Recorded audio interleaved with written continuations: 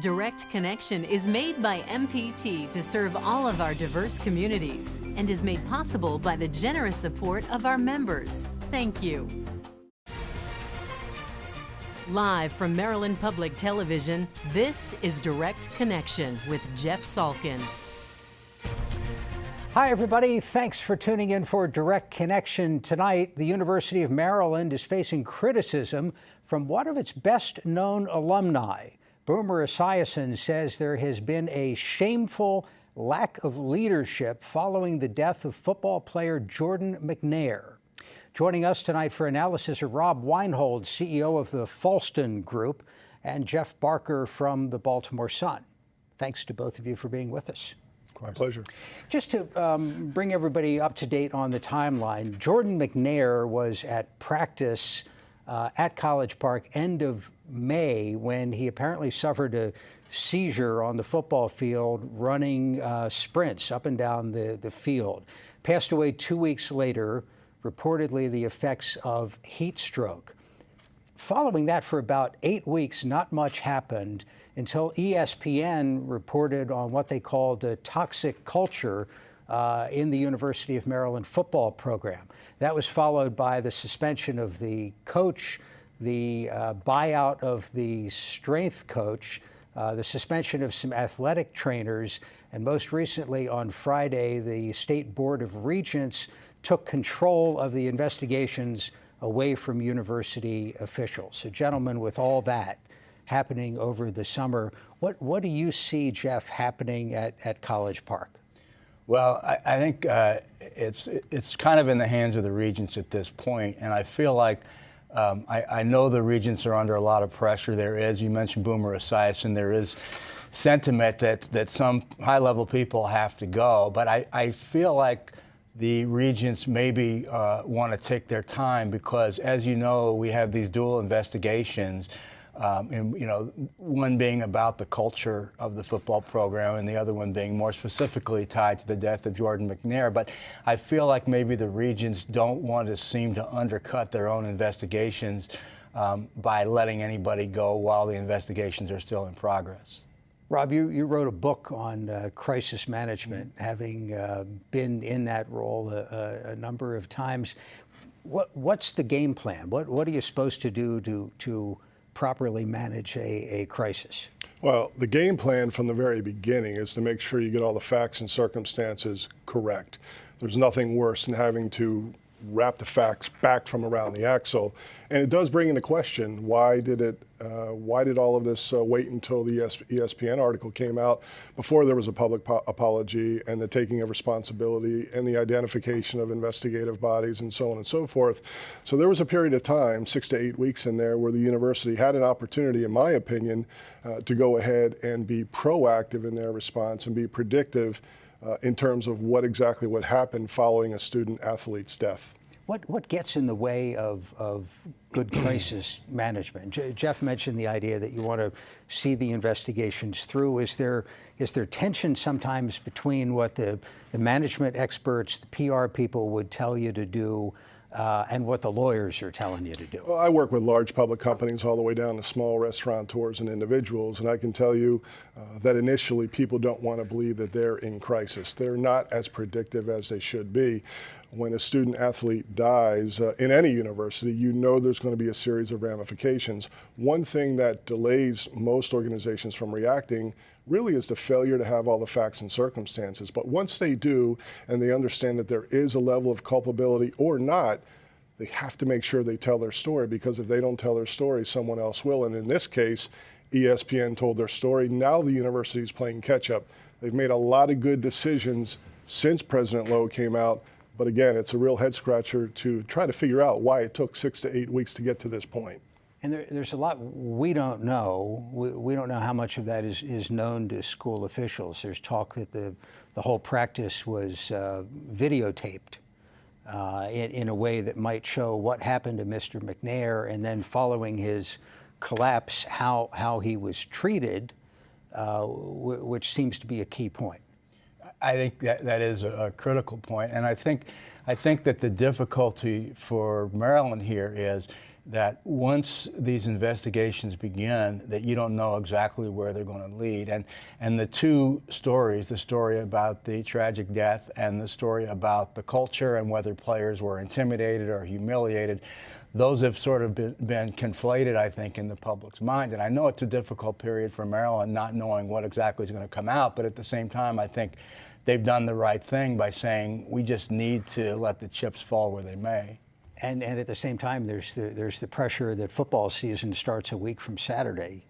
It's very difficult. Yeah. Now the players, and I think that this is important. The players did today say that they want to honor Jordan McNair, and they're going to have a helmet sticker with his number on their helmet. They're going to keep his stuff in his locker, and they're going to not let anybody use that locker and do other things to honor him. And that's really important because the story about their culture is critical, but at the same time, you just can't lose focus that we're talking about public relations and image, and that's all important, but it's about the death of a 19-year-old kid. Absolutely. Let me remind our viewers, if you want to join the conversation, you have a question or a thought on this, give us a call. We'll have the number up on the screen. You can also email your questions. The email address is livequestions@mpt.org. And the other key question here is, to what degree was the young man pushed? And obviously all coaches push, but there comes a point, I guess, where it goes beyond the ordinary, trying to get the most out of people. And the ESPN report was that allegedly frequently happened. Yeah, I covered the Terps. I've covered different beats, but covered the Terps for a number of years. And this is in no way to forgive Maryland for what happened, because they've admitted, and I think correctly so, that the training staff made errors. But in my mind, the issue of culture needs to be examined across big-time college football and big-time college basketball, because in my experience, I obviously, fortunately, I didn't cover the death of a player or anything, but I did see and heard about a lot of behavior by coaches that you could almost characterize as abuse. And so I think it's a healthy thing for coaches who sometimes, are modeling their behavior after Bear Bryant, coaches who were known for being tough.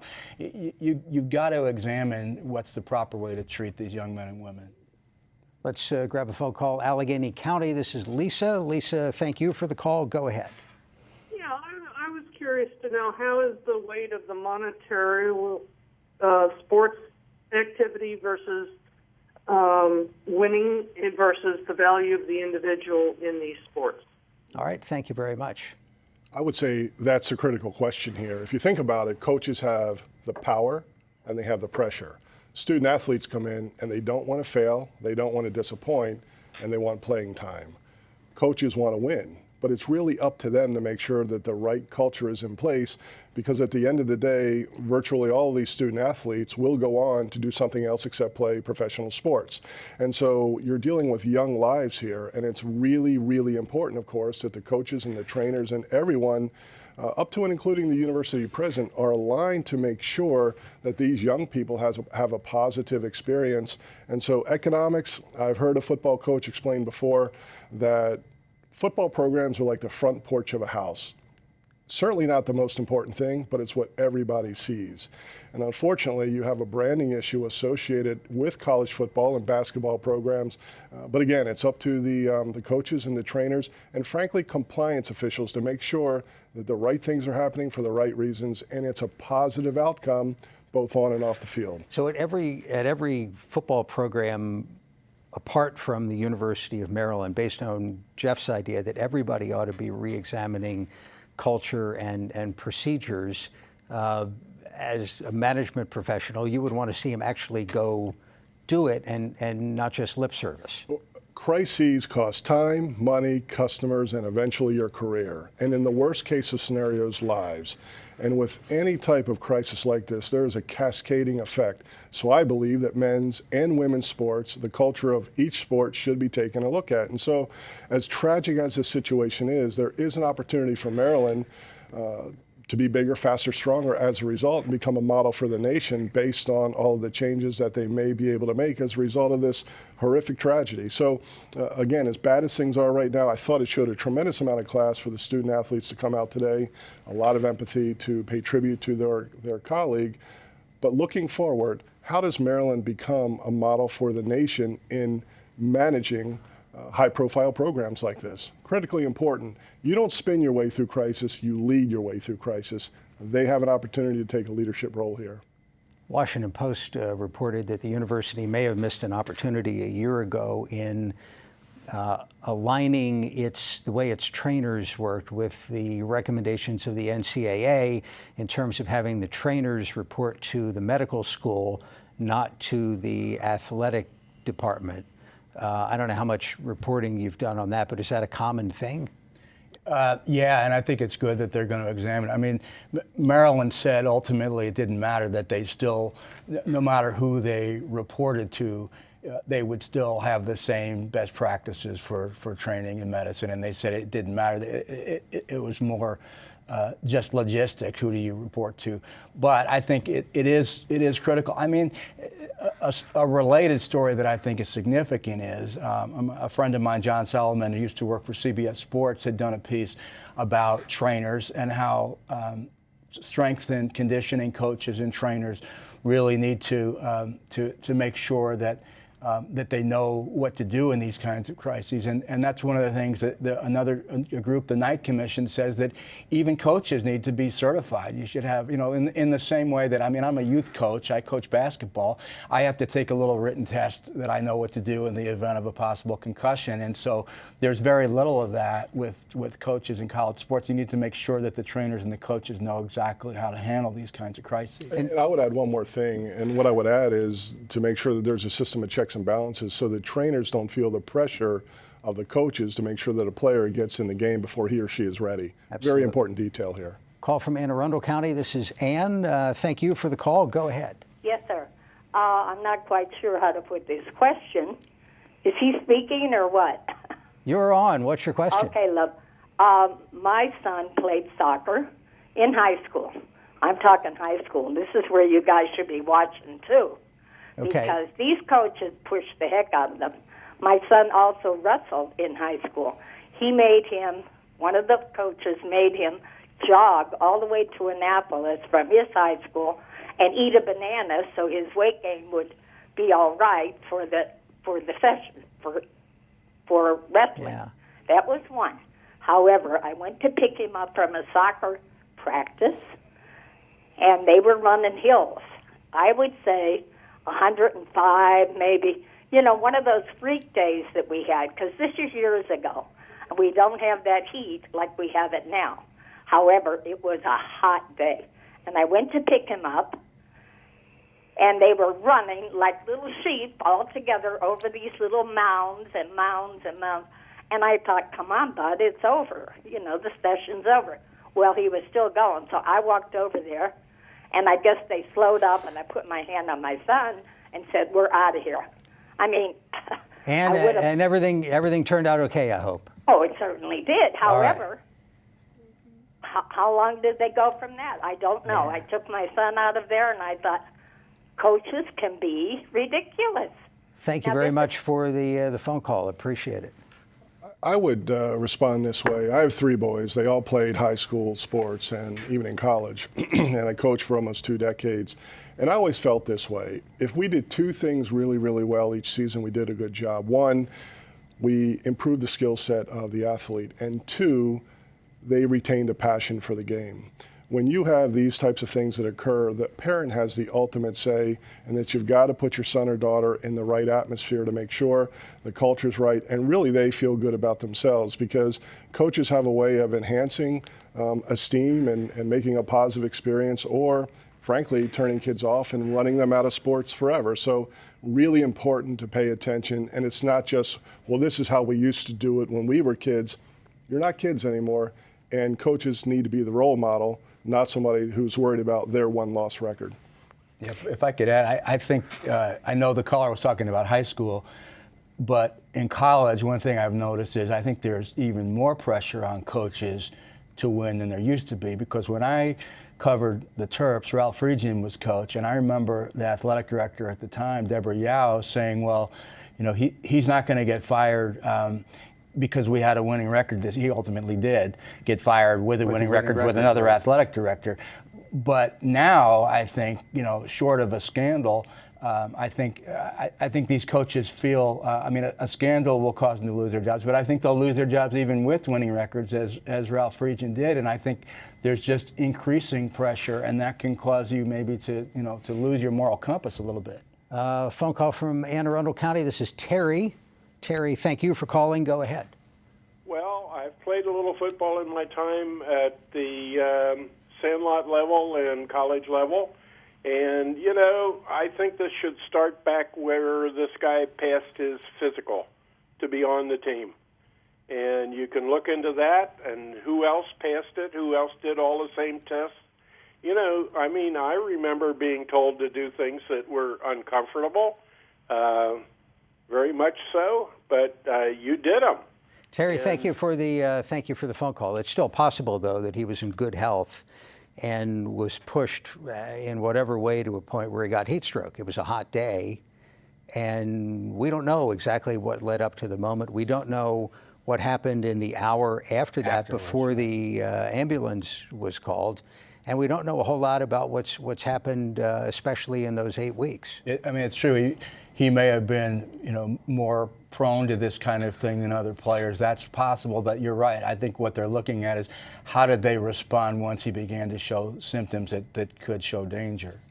I don't know. Has the final autopsy been done? And have the findings been not been publicized? Right. So that's a key piece of information, of course, that the university is going to wait for. It doesn't negate the fact, you know, with regard to how the trainers acted and the posture they're taking now. But I think it is a key finding that needs to be considered moving forward. Call from Prince George's County. This is Joel. Joel, you're on. Go ahead. Good evening. Good evening. Jeff. I had a comment and a question. Sure. I've been a Maryland Terrapins fan for 36 years, since 1980, when the Bobby Ross was the coach. And my question is they going to have, I don't know if they're going to fire him or they're not going, are they going to let that situation go? I don't know. I'm going to miss him. He's only been there for like 2 years. That's right. Joel, thank you very much for the phone call. It's an expensive question. University, he has years left on a contract that pays him at least $2 million a year. Yeah, I mean, Maryland has spent a lot of money buying out coaches in their time, and it could happen again. I don't know if he's going to lose his job, but it doesn't bode well when you're placed on extended leave. I mean, that's what Kevin Anderson, the former athletic director, took a long leave, and frankly, nobody expected him to come back. So I know there are a lot of people who believe the same will happen with DJ Durkin. From a crisis management standpoint, if this was not a university, a public sector university, if it was a private company and you had something like this, you knew that ultimately the coach was going to go, number of reports that the athletic director is going to go, the president of the school is going to go. Does it make sense to do it now and get it behind you? Well, I'm a firm believer in due diligence. I think the process is as important as the outcome. So in the private sector, for instance, you want to make sure that all the human resource and the legal ramifications and checkpoints are in place before you make a personnel move like that. I think placing the coach on suspension is the right thing to do while all the facts and circumstances are gathered. You don't want anyone unduly interfering, either wittingly or unwittingly interfering with the process. And then the facts will yield exactly what the outcome should be here, and it will take a little bit of time. As fervently as the university is out in front and apologizing and independent investigations are occurring, still there's a fact-finding process.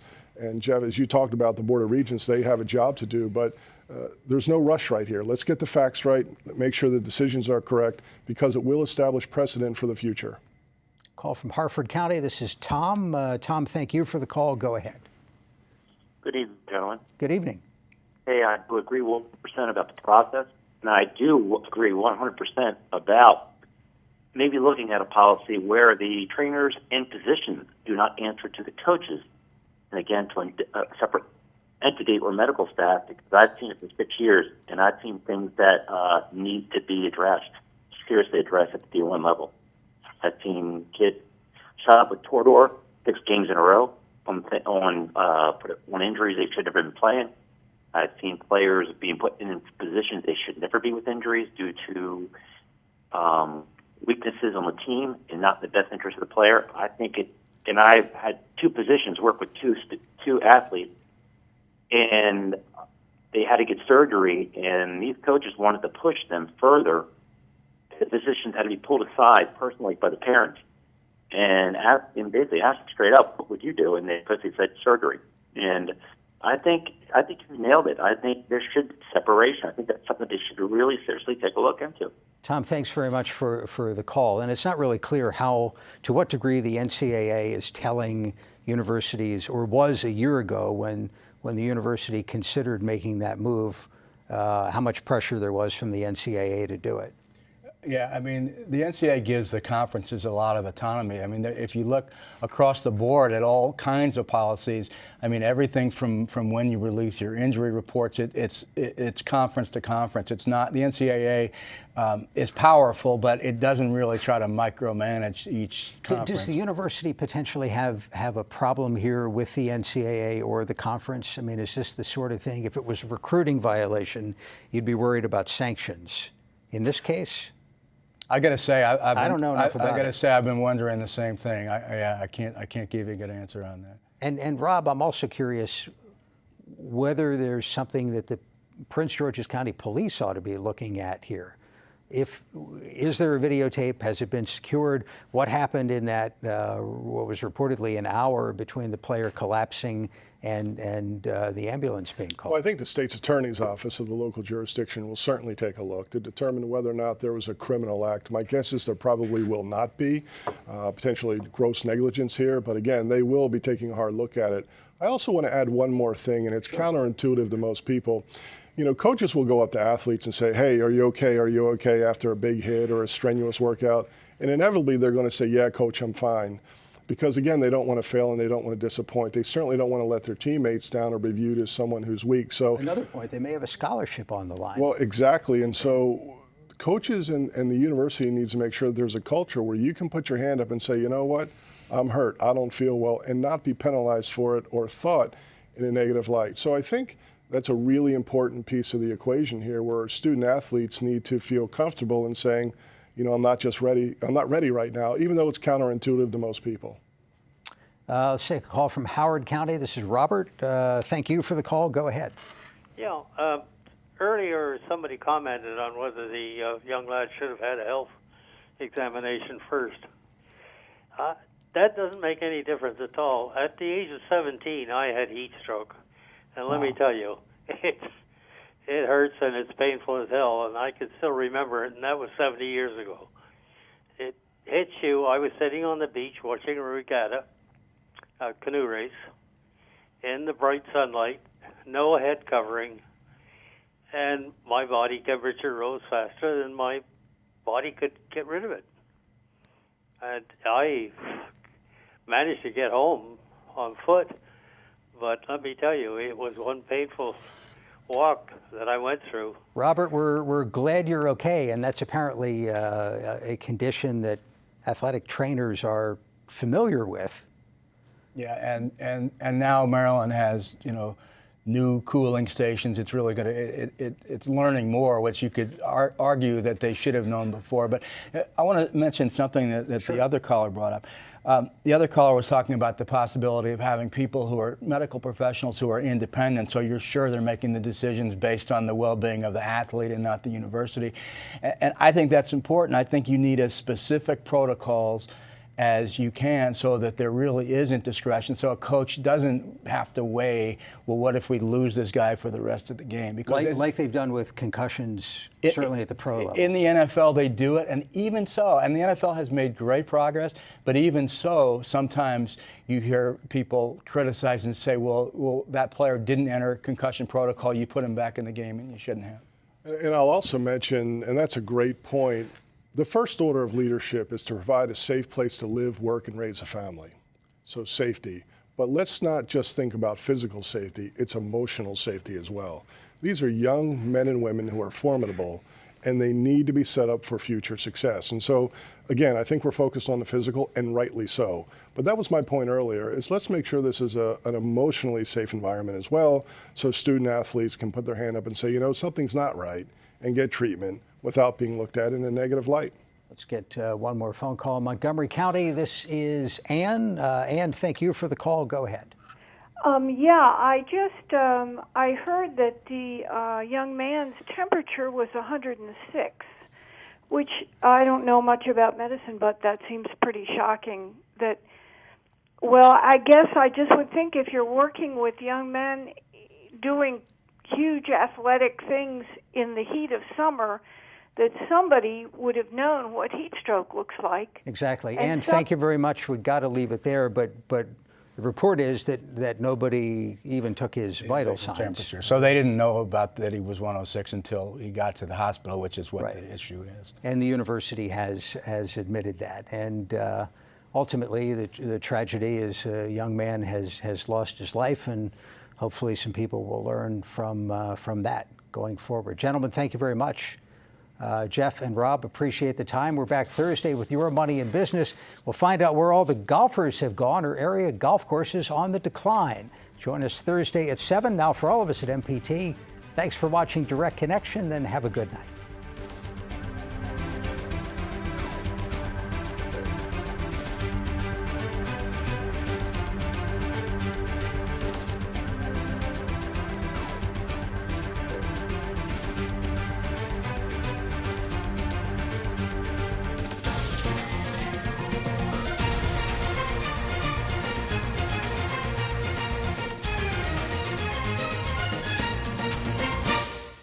This program was made by MPT to serve all of our diverse communities.